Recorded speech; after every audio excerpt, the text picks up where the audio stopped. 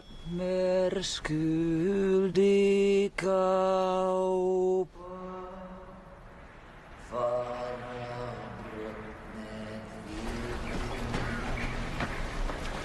Vlei och fagrar årar.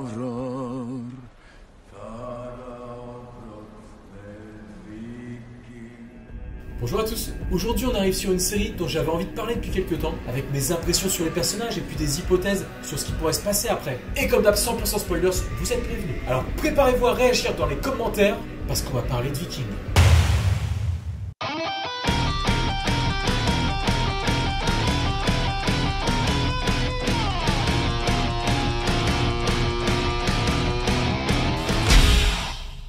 Ah bah sympa de prévenir quand il y a un générique. Je me suis fait défoncer l'oreille, mais à part ça tout va bien. Bref, comme c'est ma première vidéo sur le sujet, déjà je voulais saluer tout le travail qui est fait sur cette série. Autant au niveau de la mise en scène, du super boulot des acteurs, que des inspirations historiques. Et puis je voulais saluer en particulier toute la partie préparation des acteurs. Sur les costumes, les coiffures, et surtout les maquillages qui doivent prendre un temps colossal en préparation.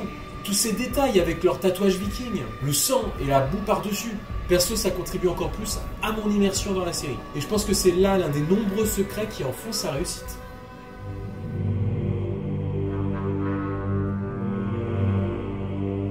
On démarre par des personnages morts dans cette première partie de la saison 5, à commencer par Ethan Wolf.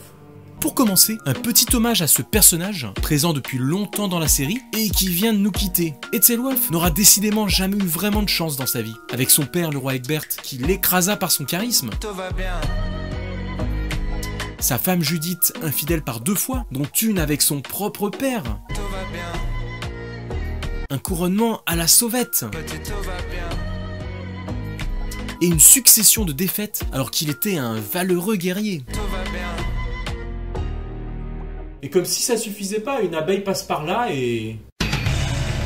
Fatality. Donc voilà, on pourra vraiment dire que le sort s'est acharné sur lui jusqu'au bout. La belle Astrid nous quitte aussi, malgré son rôle qui tournait de façon intéressante, coincée entre le roi Harald et Lagertha. Elle aura finalement choisi de mourir dans les bras de la femme qu'elle aime, et passera par le fil de l'épée de cette dernière, lui faisant perdre au passage le joli éclat doré de ses cheveux. En plus, le roi Harald n'aura décidément pas eu de chance avec les femmes. Et d'ailleurs, comme si ça ne suffisait pas pour lui, Halfdan aussi est tombé dans ce dernier épisode, et dans les bras de son frère Harald, lors d'une scène tout aussi émouvante que celle d'Astrid. Là par exemple, c'est exactement le genre de truc que j'aime dans Vikings. À la base, en découvrant ces 2 personnages pour la première fois, je me disais bon bah voilà 2 nouveaux traites de service pour étoffer un peu l'intrigue. Et puis au fur et à mesure des épisodes puis des saisons, on arrive à éprouver de l'empathie pour eux. Ils ne tournent pas du tout comme on pouvait l'imaginer initialement. Halfdan le Noir sera un allié fidèle pour Bjorn, et Harald sera un homme vulnérable avec les femmes, et loyal avec l'adversaire quand Ivar veut capturer Bjorn. Un bel exemple parmi tant d'autres d'une écriture pertinente et de l'univers anti-manichéen qu'elle nous façonne.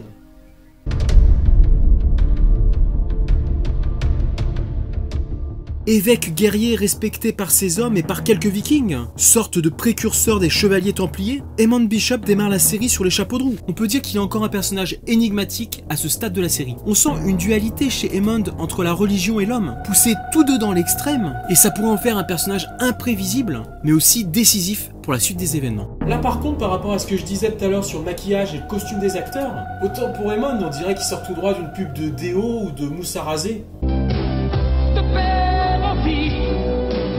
C'est notre tradition qui laisse la perfection masculine. Vous voyez que ça fonctionne. En plus, avec sa coupe de cheveux et son gel, je suis un peu dubitatif par rapport aux guerriers et aux hommes d'église. Si on lui avait fait la vraie coupe de l'époque, est-ce qu'il aurait pas eu une coiffure bien dégueulasse comme ça par exemple? Ah ouais, forcément ça casse le mythe après.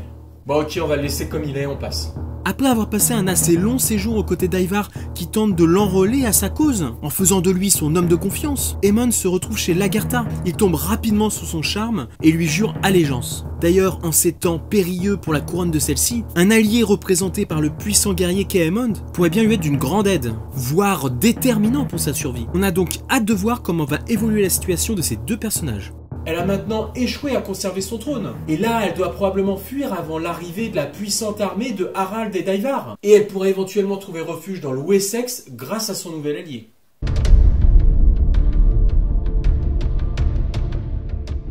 Alors ça y est, la rupture est consommée entre Aemond et Ivar. Non parce que excusez-moi, mais il m'avait semblé voir un petit rapprochement entre les deux au début.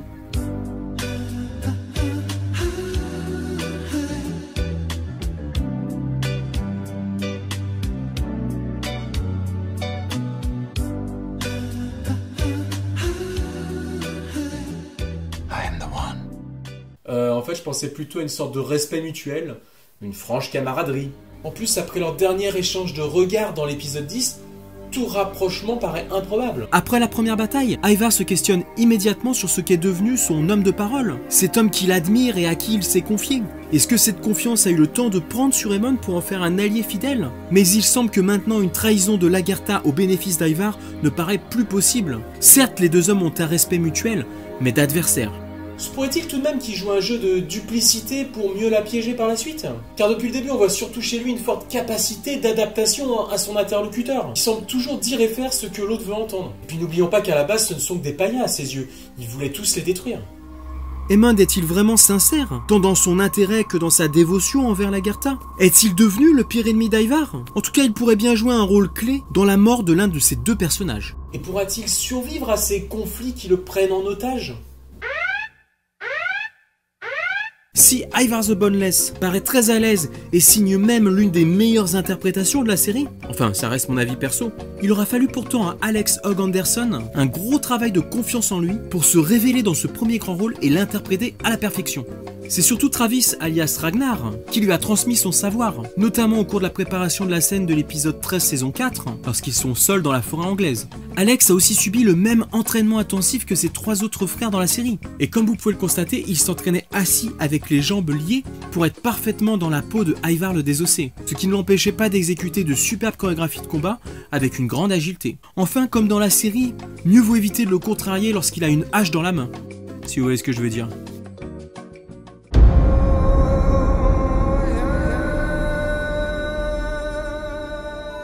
La prédiction du voyant est tombée, l'un des fils de Ragnar tuera la reine de Kattegat. Passons donc en revue les fils de Ragnar encore en activité à ce stade de la série. Il a annoncé déjà à maintes reprises qu'il voulait tuer celle qui a assassiné sa mère. Et sa soif de vengeance ne surprendrait pas beaucoup les spectateurs si elle était assouvie. Pour l'heure, c'est quand même le fils de Ragnar le plus impliqué dans cette entreprise. Mais pourrait-il être coiffé au poteau par quelqu'un d'autre ?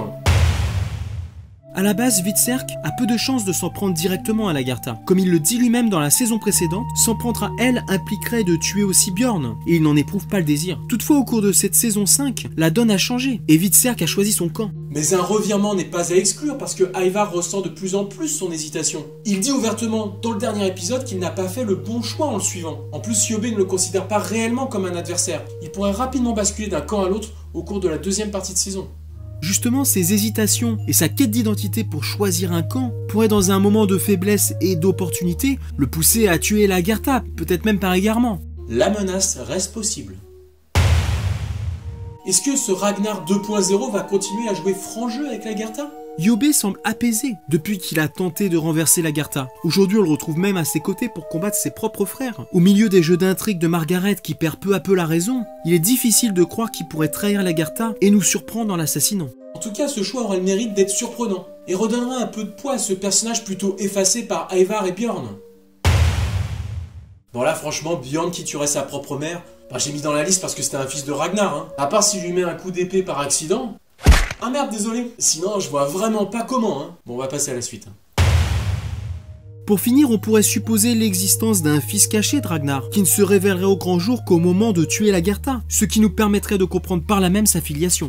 Encore un scénario peu probable. Du coup, les meilleurs candidats restent Ivar d'un côté, et puis à la limite, Hvitserk de l'autre.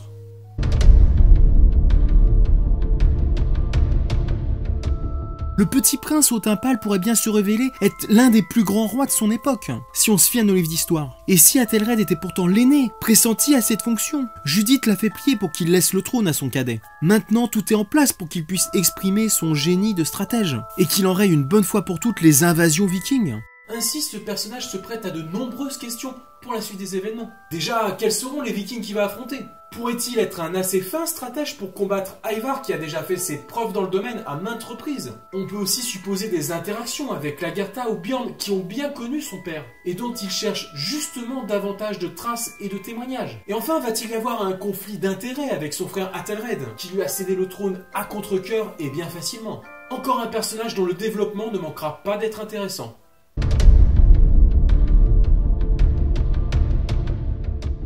Pour finir, comment terminer cette vidéo sans parler de cette apparition, ce mirage à la fin de l'épisode 10?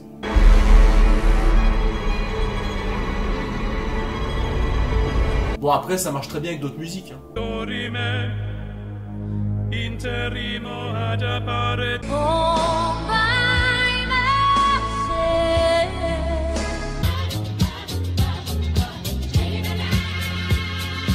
Et oui, Rollo is back. Mais une question se pose, où va-t-il débarquer? On pourrait penser qu'il revient à Kattegat, afin de se ranger du côté de Bjorn et Lagertha, car comme il a des affinités avec les deux camps, ou tout simplement parce qu'il a changé d'avis. Cependant, il pourrait aussi bien renforcer un peu plus les troupes d'Ivar. Ce cliffhanger de fin a l'air volontairement ouvert. Il va falloir attendre la deuxième partie de saison 5 pour savoir ce qu'il en est. Qu'en pensez-vous? D'ici là, on se retrouve bientôt pour un passage en vue d'autres personnages et de nouvelles théories. A bientôt, ciao!